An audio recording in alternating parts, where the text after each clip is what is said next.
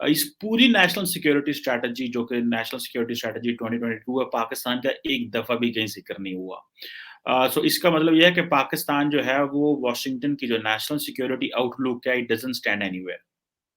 Pakistan pentagon and GHQ have an excellent relationship, लेकिन वो जो नेशनल सिक्योरिटी स्ट्रैटेजी है उसमें वो कहीं ज़िक्र नहीं है। सच्चाई ये है कि the West has always supported the idea or has always had this thought कि India and Pakistan should remain in a jelly state. Solid state Bharat को तो कतई नहीं बनने देना चाहते, इसीलिए देखिए Pakistan is a brain child of the west. जय हिंद दोस्तों, पाकिस्तान ब्रेकिंग न्यूज चैनल में आप सभी का हार्दिक स्वागत। यूएसए ने अपनी नेशनल पॉलिसी पूरी दुनिया के सामने रखी, जिसमें बहुत सारे देशों का नाम उन्होंने उसमें शामिल किया, जिसमें China, Russia, India, Afghanistan, Australia और बहुत सारे अन्य देशों का नाम उस नेशनल पॉलिसी में शामिल था। पर उसमें एक ही नाम मिसिंग था, वो था पाकिस्तान का। तो क्या अमेरिका पाकिस्तान को खाली ज़रूरत के लिए इस्तेमाल करता है और जब उसकी ज़रूरत ख़त्म हो तो उसे साइडलाइन कर देता है? ये देखकर तो ऐसे ही लग रहा है जैसे कि हम किसी को पैसे के लिए इस्तेमाल करते हैं और पैसे देने के बाद उस शख्स के बारे में भूल जाते हैं। वही हासिल आज पाकिस्तान का अमेरिका कर रहा है, जब चाहिए तब इस्तेमाल करता है और उसे साइडलाइन कर देता है। और इससे पाकिस्तान में भूचाल मच गया है कि पाकिस्तान को अमेरिका ने पूरी तरह इग्नोर कर दिया, जबकि पाकिस्तानी मीडिया और पाकिस्तानी आर्मी अपने अवाम को ऐसे बताते हैं कि पाकिस्तान अमेरिका का बहुत बड़ा दोस्त है। पर अमेरिका ने उनके नेशनल पॉलिसी में पाकिस्तान को शामिल ना कर उसकी असली औकात पूरी दुनिया के सामने रख दी। तो क्या पाकिस्तान को ऐसे ही बाकी दुनिया भी इस्तेमाल करती है? देखकर तो ऐसे ही लग रहा है। ऐसी वीडियो को अंतिम तक देखते रहिए, लाइक कीजिए, शेयर कीजिए और सब्सक्राइब कीजिए हमारे चैनल को, और बेल आइकन दबाना बिल्कुल भी ना भूलें। और आपकी जो भी राय हो उसे कमेंट बॉक्स में ज़रूर दें। धन्यवाद। अमेरिका ने एक नई नेशनल सिक्योरिटी जो स्ट्रैटेजी है वो रिलीज की है, जो कि अक्टूबर 22 अभी हुई है। और अगर आप उस नेशनल सिक्योरिटी स्ट्रैटेजी को पढ़ें तो उसमें बड़ी रिवीलिंग किस्म की चीज़ें हैं। अगर आप उसके सिर्फ स्टैटिस्टिक्स ही देख लें कि वो कितना ज़्यादा इम्पोर्टेंस दे रहे हैं पाकिस्तान को और भारत को। इस पूरी नेशनल सिक्योरिटी स्ट्रैटेजी जो कि नेशनल सिक्योरिटी स्ट्रैटेजी 2022 है, पाकिस्तान का एक दफ़ा भी कहीं ज़िक्र नहीं हुआ। सो इसका मतलब ये है कि पाकिस्तान जो है वो वाशिंगटन की जो नेशनल सिक्योरिटी आउटलुक है, it doesn't stand anywhere. Pakistan pentagon and GHQ have an excellent relationship, लेकिन वो जो नेशनल सिक्योरिटी स्ट्रैटेजी है उसमें वो कहीं ज़िक्र नहीं है।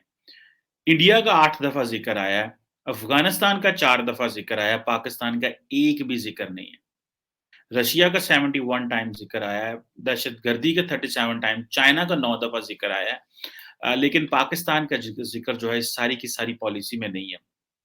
और इंडिया को उन्होंने कहा है कि इंडिया जो है हमारा वर्ल्ड्स लार्जेस्ट डेमोक्रेसी भी है और मेजर डिफेंस पार्टनर भी है। और वो जी कि अमेरिका और भारत जो है वो मल्टीलैटरली एंड बायलैटरली काम करेंगे for the vision of Indo Pacific के हवाले से। This is what they have been talking and saying it. और जिसे आप कह लें कि डिफरेंट जगहों पे डिफरेंट है, लेकिन चाइना का ज़िक्र जो है I have wrongly mentioned not 9 times, तो तकरीबन 55 टाइम्स जो है पीपल्स रिपब्लिक ऑफ चाइना का ज़िक्र इस तरह आता है। सो डिफरेंट ममालिक की उन्होंने डिफरेंट कैटेगराइज़ेशन की है, मैं इस पे बात करता हूँ। जैसे कि उन्होंने जापान का 5 दफ़ा ज़िक्र किया, कोरिया का, इस तरह ऑकस का 4 दफ़ा, आसियान का 3 दफ़ा, New Zealand, Philippine, Thailand, Indonesia, Pacific island का 1 दफ़ा ज़िक्र किया, लेकिन पाकिस्तान का नहीं ज़िक्र किया। इट मीन्स इंडिया जो अमेरिका है वो पाकिस्तान को अपनी जो फ्यूचर नेशनल सिक्योरिटी जो ऑपरेटर्स है उसमें वो कहीं पे नहीं देखते। और इस चीज़ की हमें समझ नहीं अभी तक आ रही। क्योंकि मैं बड़ी देर से इस चीज़ पे ज़ोर दे रहा हूँ, बात कर रहा हूँ कि पाकिस्तान को अपने जो नेशनल आउटलुक है वो इंडो पैसिफिक, एशिया पैसिफिक की तरफ मोड़ना है। हमें उस आउटलुक को लेके जाना है कि भाई वहाँ पे जो ममालिक हैं उनके साथ आप कोलैबोरेशन करें। अगर पाकिस्तान कंटिन्यूअसली एक ही चीज़ करता रहेगा कि जी क्योंकि ये जो इंडो पैसिफिक अलायंस है, क्वाड है, ये चाइना सेंट्रिक है, हम इसका हिस्सा नहीं बन सकते, it is not going to serve Pakistan. और ये पाकिस्तान की ये जो सो कॉल्ड है ना कि हम न्यूट्रैलिटी शो करते हैं, हमें इसका कख फ़ायदा, अन्य का फ़ायदा नहीं मिलना है। कि हमारे जो नेशनल इंटरेस्ट्स हैं वो प्राइमरी हैं, वो सुप्रीम हैं। हमारी जो नेशनल इंटीग्रिटी बॉर्डर्स की जो बात है, we are a sovereign nation और we start to think like a sovereign nation, we are starting to act like a sovereign nation. तो अब पाकिस्तान को F-16 मिल रहा है, नहीं मिल रहा है, F-16 40 साल पुराना है, 50 साल पुराना, इसके लिए पैसा मिल रहा है, नहीं मिल रहा, बात की बात है। सच्चाई ये है कि the West has always supported the idea or has always had this thought कि India and Pakistan should remain in a jelly state. Solid state Bharat को तो कतई नहीं बनने देना चाहते, इसीलिए देखिए Pakistan is a brain child of the west. Bharat के 3 टुकड़े करना, भारत में से पाकिस्तान और वेस्ट पाकिस्तान और ईस्ट पाकिस्तान, ये 2 मुल्क बनाना on the basis of religion, तो मतलब ये अगर यही मायने हैं अगर, तो अब जो डेमोग्राफी है यूके की, तो यूके के अंदर से भी 3-4 मुल्क बन जाने चाहिए, चाहे वो छोटे छोटे बने। राइट। तो इस्लामिस्तान बन सकता है ब्रिटेन में, तो अच्छी खासी साइजेबल पॉपुलेशन है, वो अपने ऊपर लागू नहीं करेंगे, दैट विल नॉट हैपन। तो बेसिकली क्या है, Pakistan is the illegitimate child और brain child of the west. तो वो हमेशा पाकिस्तान को सपोर्ट करते रहेंगे और हमारे लिए ये बेवकूफी होगी अगर हम ये सोचें कि पाकिस्तान को छोड़ के कभी वेस्ट हमारी तरफ साइड करेगा। तब तक नहीं करेगा जब तक हम इतने मजबूत और इतने, उनका हमारे बिना गुजारा नहीं होगा। उनको पाकिस्तान की जरूरत हमको काउंटर करने के लिए है। They are supporting Pakistan because they don't want a solid and strong India. At the back of their mind वो चुपनी चुपड़ी बात सामने दिख रहा है, उसको छोड़ दीजिए आप। उसके पशे मंजर में they would always want India to be at the edge, to be fragile. तो ये बहुत सी चीजें हैं, वो it's a matter of another discussion altogether. But मैं ये समझता हूं कि रीड मच इनटू इट कि जी इनको पैसे दे दो। अरे अक्सर 4 जंगें लड़ी उन्होंने वेस्ट के सपोर्ट के बावजूद लड़ी है। 71 में तो अपनी 7th फ्लीट भेज दी थी अमेरिका ने। तब हमारे साथ कौन खड़ा था?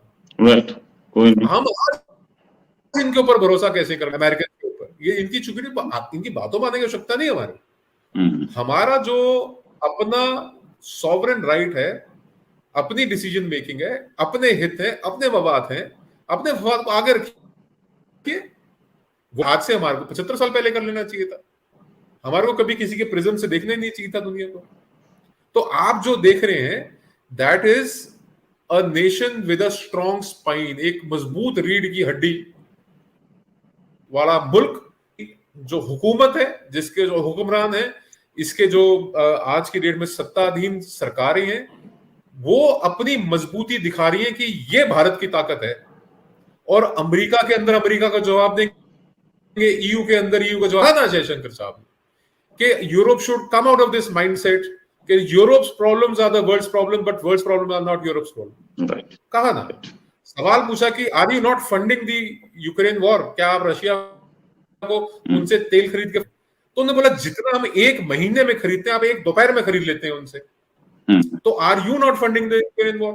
राइट।